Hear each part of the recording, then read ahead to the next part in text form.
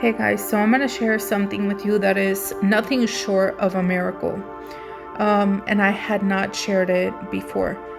So, about a year ago, it was a good while ago, about a year ago, before I even ever considered coming to Texas, when I started asking Santa Muerte for my own place, yeah, I'd say it was probably even more than a year ago.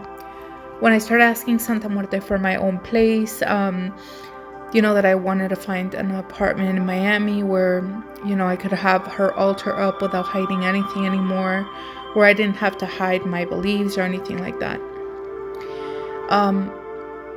I was not trying to visualize the apartment of my dreams or anything like that. I wasn't visualizing the place. I was simply praying all the time for an apartment. So I was just asking her for that all the time. And one day, this is the part I don't know. I don't know if it was a dream. I don't know if it was a vision. But I remembered the second that I set up her altar. It didn't even occur to me. When I signed the lease to this apartment, I signed it blindly. I did it from Miami, right? And I knew the layout. I knew the floor plan. Obviously, as you can see, that area where I have her altar, it's in the floor plan. It's like a little bar looking area, and like you could put shelves along the mirror or whatever. So I knew what the floor, I knew what that area looked like, but it didn't hit me until I set up the altar. Not even when I came in and saw the apartment for the first time did it occur to me. So when I set up the altar and I took a step back, I realized that I had seen that before. In Miami, again, I don't know if it was a dream or meditate. I don't remember, but I clearly remember you see in the mirror the reflection, that's the front door. So the front door is over here. And so as soon as you come in, this altar is to the right. Well, one day, I don't think it was a dream. I think it was just a vision. I think I was going to bed and it just like came to me. I like visualized having my own apartment, but it wasn't consciously. It just came to me. And her altar was going to have a section like that, looking at the door. That's what came to mind, right? I told her, Santa Muerte, when I have my own place, I'm going to have you located in the place where you're going to be in the living room. You're going to be, even though, to be honest with you, I prefer to have her like in my bedroom, like right next to me. Like I like to be able to look at her altar as I'm falling asleep. But I knew that I wanted something bigger for her, something more for her. So I told her one day when I have my own apartment, I want to put you in a place where you're watching the door.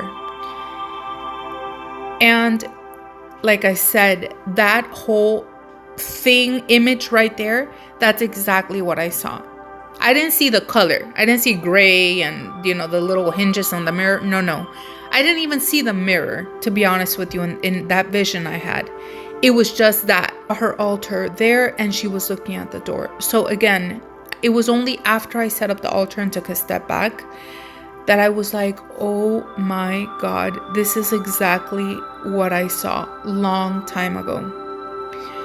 And it blows my mind. It blows my mind because she knows exactly what you want. And Santa Muerte is a type of spirit that she'll always do more than what you ask. Or at least that's my experience with her.